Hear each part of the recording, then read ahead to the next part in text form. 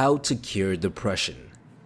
Depression really is a modern age disease. If we take a look at this graph here, we can see that the average rate for depression for the generation of people who are currently over the age of 60 is 10%, which when you think about it is pretty darn high. However, if you look to the left, each of these lines represents another generation. The generation of people who are currently 45 have a rate double that of the 60-year-olds generation. The rate of depression is 20%. And if we take a look to the far left, the generation that is currently around the age of 25, which is most of you guys, is already at 25%. So if we assume this line continues at the rate it is, it's estimated that 1 in 2 people will have experienced depression by the age of 60. That's half of the population. There's definitely an issue here. And it's very apparent that this issue is caused by the massive changes in society today, because the generation of people who are currently 60 years old lived a very different life from you guys. They had no access to the internet, no smartphones, there were no forms of social media like Facebook and Instagram, there was no way to order things right to your front door. It's clear that depression is caused by the sudden change in environment. So what exactly can we do to cure depression? Well, a professor by the name of Stephen Lardy dedicated his entire career to figuring out this question. He and his team conducted dozens of studies and came to a conclusion. There are 6 things you need to work on in order to cure your depression. These 6 things are the results of the massive amounts of change we've undergone in the past couple of decades. So let's begin.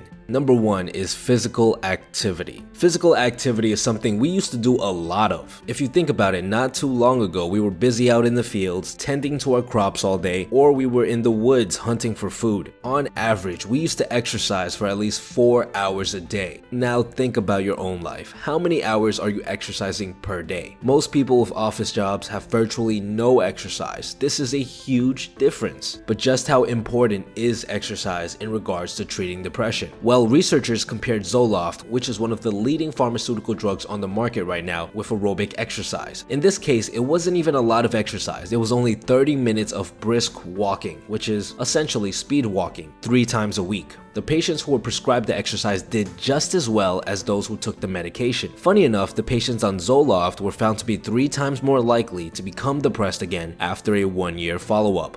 One of the reasons why researchers think exercise is so effective is because of what it does to your brain. When you exercise, important neurotransmitters such as dopamine and serotonin have increased activity levels. These same neurotransmitters cause depression when they are at low levels, and these are the same neurotransmitters all of those antidepressants out there are targeting. So why take any of those drugs when you can just exercise and have the same result without any of those nasty side effects, and on top of that, have a healthier, better looking body? Number 2 is omega-3 fatty acids. The supplement community is often split between which supplements you should take. However, it's almost universally accepted that omega-3 fatty acids, which usually comes in the form of fish oil, is a must-have supplement. Hell, even some of the most famous Olympic swimmers were asked if they could take just one supplement for the rest of their lives. Almost all of them responded with fish oil. But why exactly are omega-3 fatty acids so beneficial? To understand this, we have to understand our body's relationship with these essential fats. These 2 fats are called essential fats because we are unable to produce them on our own. We must get them from outside sources. Now, omega-6 fats are pro-inflammatory, while omega-3 fats are anti-inflammatory. Omega-6s are found in grains and seeds, animals that eat them or are fed them, and especially fast food, which is cooked in them. Omega-3s, on the other hand, are found in grasses, plants, algae, and the animals that eat them, such as fish and free-range animals. The ideal balance for humans of omega-6 to omega-3s should be anywhere from 1:1 to 3:1. This is the balance that most of our ancestors were able to maintain with their natural-based diets. But when researchers take a look at the ratio in modern-day Americans, they found that our ratio is a whopping 17:1. That's crazy. This means that the average American is heavy on the inflammatory side, and that's never a good thing. Because if you take a look at all the major diseases that plague the modern world, like cancer, heart disease, allergies, they're all technically inflammatory diseases. So with this knowledge, scientists hypothesized that maybe if you started supplementing omega-3s, you can fix your ratio and combat all of these problems. They conducted dozens of studies and found that not only did people who suffer from depression feel a lot better, but this supplementation also helped with a variety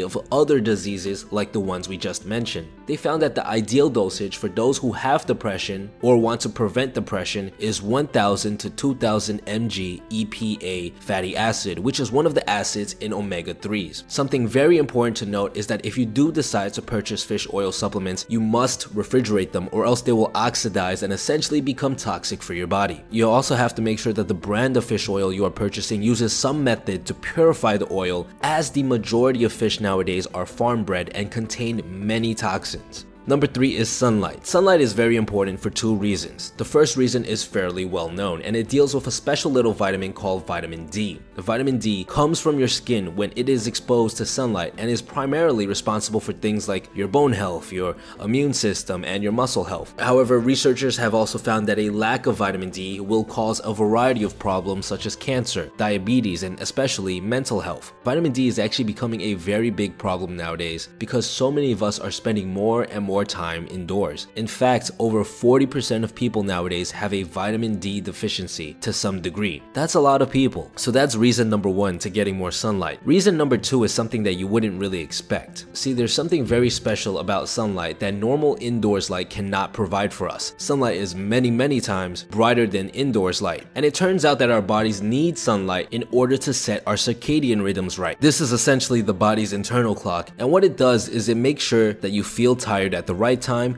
and make sure that you get certain hormones at the right time, and it makes sure you feel sleepy at the right time. All of these problems have been shown in studies to be a direct link to depression. Imagine feeling tired all day and being unable to sleep. These are common problems that most people with depression have. The only problem is that this clock needs to be adjusted all of the time. If you were to lock yourself in an empty room with no window and no light, your body's clock would start malfunctioning. You'll think it's day when it's night, and your hormones will be all over the place. We need natural, bright sunlight at least once a day in order to set these clocks right. Research suggests simply walking outside when the sun is high for just 10 minutes can properly adjust your circadian rhythm and combat all of these potential side effects. Number 4 is healthy sleep. Researchers found that disrupted sleep was one of the most potent triggers for depression. They found that people who slept at extremely abnormal times that differed every single day were more prone to developing depression. This means that if you're the type of person who stays up all night watching shows or playing video games, you fall into this category. Healthy sleep translates into 7 to 8 hours of sleep, with some people being rare exceptions. One of the big complaints that you guys probably have are, well, it takes me forever to fall asleep, so I can't really control how much sleep I have. Well, there are a couple of simple tips to combat this. Number 1, don't use a computer or phone an hour before you plan on going to sleep, as it prevents the production of melatonin, which is the hormone that makes you sleepy. Number 2, only use your bed for sex and sleep. This programs your brain to associate it with only sleep. Number 3 is to do activities during the day.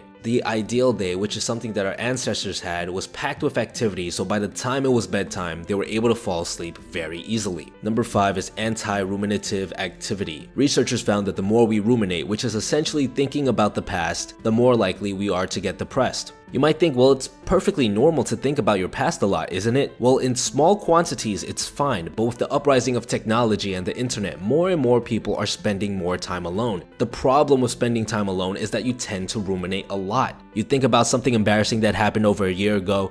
You think about how you used to get bullied in the 5th grade. It's these types of thoughts that can bring you into depression if they are repeated enough. In order to combat this, researchers suggest that you find engaged activities to partake in. And this covers a wide spectrum of things such as any social gathering like clubs, sports, and parties. And this also includes any solo engaging activities like working on your arts and your projects. The great thing about finding engaging activities is that they're exciting enough that you don't really have time to think about the past. And if they are engaging enough, by the end of the day when you're about to go to sleep, you won't spend an hour in bed rolling around thinking about that time so-and-so said something mean to you. You should be tired enough that your mind will be quiet and you quickly fall asleep. Number 6, social connection. The 6th and final factor is probably the most important. It's social connection. See, we humans are social creatures. We've always stuck in groups. What made us so durable as a species was our ability to work as a team and overcome any obstacle. This level of teamwork meant humans used to spend the majority of their days with other humans. This is not the case anymore. In fact, half of Americans report having no close friends. There are countless studies that support the idea that having a strong social network is vital for a healthy life. In fact, a recent study conducted by the University of Michigan found that bonding with other humans releases certain certain hormones that reduces stress and anxiety significantly. Researchers have also found that social isolation will literally cause your brain to shrink. Socializing is simply that important.